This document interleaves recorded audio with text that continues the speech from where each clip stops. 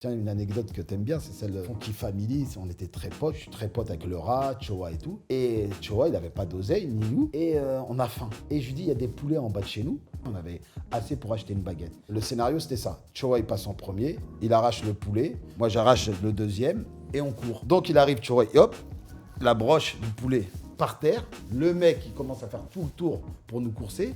Il lâche pas le poulet, j'arrive pas à enlever le deuxième. On court avec un poulet, on est à 3 sur toute la rue Crimée. On cavale, Choa, il tombe, il pleut, il tombe, il éclate le poulet, il a de la boule poulet. Il dit, lâche pas le poulet, lâche pas le poulet, lâche pas le poulet. Avec la dalle. On court, on se retrouve à la maison. Le mec loin derrière, ça y est, tout. On arrive, on monte. On dit, putain, le poulet, il a du sable, de la boue. Et on se met à laver le poulet. Tous les trois, on lave le poulet. Et petit sandwich, maillot, et avec un poulet éclaté, voilà. C'est que des anecdotes comme ça. Pour dire comme quoi c'était vraiment dur ce métier, déjà d'y arriver, d'aller sur Paris déjà. Parce que moi, de Mantes-la-Jolie, c'est très très loin en fait, Paris. Tu sais, lui, il est à Saint-Denis, mais bon, ça, c'est la porte à côté. C'est quoi les grandes qualités, tu penses, qui ont fait ton succès finalement? Le culot, pas avoir peur, avoir des idées et des projets. Il y a un rapport humain aussi dans la manière avec laquelle vous avez construit toute cette équipe. On a voulu construire et créer cette ambiance de famille. On n'a jamais voulu avoir d'embrouille. Voilà, on s'est dit, viens, on a des projets, venons, on n'a pas peur. Venons, on s'attaque à la musique maintenant. Venons, on s'attaque au cinéma. On s'est mis au cinéma. Là, on s'attaque peut-être au théâtre. Tu vois, on a des projets. En fait, on se dit là, on a des projets, quand on en parlait tout à l'heure. C'est ouf, parce que là, j'en reviens. Ouais, ça, on le fait en 2024. Tu vois, on essaye d'avoir toujours 2-3 ans d'avance. Ça fait quoi? Vous avez peut-être 10 ans de tournée dans les pattes maintenant? 15. 15 ans de tournée, c'est Ouais, quoi? ça C'est fait votre 15 ans. 3e, 4e tournée? J'ai 7 albums, il y a un seul album où on n'a pas fait tourner parce que c'est un album collectif, ouais, c'est la 6e tournée. Ah, incroyable. 6e tournée, à chaque fois on fait entre 100 et 150 dates, donc ouais, on a fait beaucoup de dates. Mais pour revenir sur le côté humain, moi, voilà, il est là, je parle, je le dis quand même, j'ai vraiment de la chance, je pense vraiment qu'on a eu un rapport qui n'existe pas dans le métier. Nous, ça fait 15 ans qu'on bosse ensemble, on a été obligés, à cause des contrats de distributeurs de maisons de disques, à se lier contractuellement, mais pendant longtemps, on n'avait pas de contrat. Après, voilà, c'est du feeling, je l'ai bien senti, je suis parti avec lui, mais on n'a jamais eu de contrat.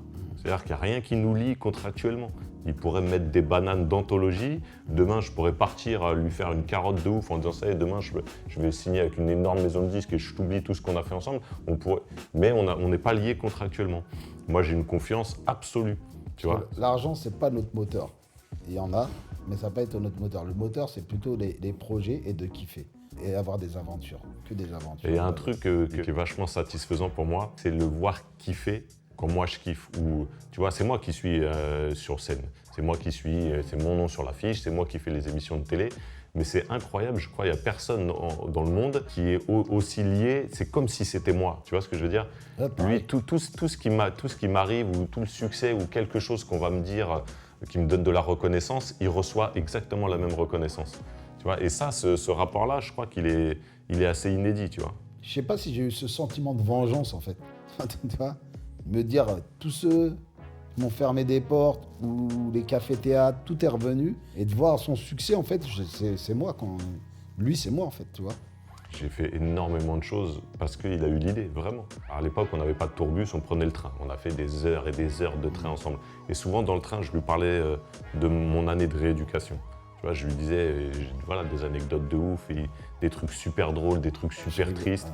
Et il me disait, mais ça, c'est un livre, en fait. Il m'a dit, ça, c'est un livre. Faut que tu écrives ça. Je lui ai dit, arrête de livre, toi. Je suis pas écrivain, moi. J'écris des petits textes de 3 minutes, je suis pas écrivain. Il dit, mais si, bien sûr que tu sais écrire. Bon, tu vois, c'est lui qui m'a poussé. J'ai écrit un livre qui s'appelle Patient, sorti en 2012, on l'a vendu à 500 000 exemplaires. Mais jamais j'aurais écrit un livre s'il ne m'avait pas dit écrire un livre, tu vois. Le livre, il sort, on reçoit des propositions, notamment Faroujia et tout, qui dit, je voudrais adapter ton livre, même lui, c'était en téléfilm, tu vois, adaptation. Et lui, toujours un petit coup d'avance, au moment où on a signé avec notre éditeur de livres, dans le contrat, avec notre éditeur, il a sorti les droits d'adaptation cinéma. On ne savait pas qu'on allait faire un film. Franchement, il ne l'a pas fait en disant dans 2 ans on fait un film. Mais voilà, il l'a fait quand même. Il a sorti les droits d'adaptation. C'est-à-dire que si on veut l'adapter, sourire de la réussite, sourire de mariage rebeu. Et là, du flair. Donc, et du coup, quand Faroujia nous dit ça nous chauffe un peu, tu vois. On se dit, ouais, bah, bien sûr que non, on va pas signer avec Faroujia. Grand respect à Faroujia, c'est pas le problème.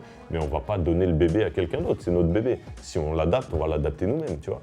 Et donc là, Et là, moi, je dis, OK, moi, je vais écrire le scénario. Et lui, il me dit, non, réalise-le. Je dis, mais je suis pas réalisateur, je suis incapable, je connais rien au cinéma. Par contre, l'écriture d'un scénario, ça m'intéresse. Les dialogues, le rythme, tout ça, ça m'intéresse. Donc, j'écris le scénario, etc. Et puis, bon, après, voilà, il me dit, mais si, tu peux le réaliser. Alors, comme je me sentais pas de le faire tout seul, là, avec Mehdi, Minos, qui faisait tous mes clips, qui avait jamais réalisé de long métrage, qui avait pas fait de fiction. Mais au moins, il avait ce truc-là de l'image, de la technique. Voilà, on était très potes et je voyais qu'il fourmillait d'idées, tu vois, et c'était un gros créatif.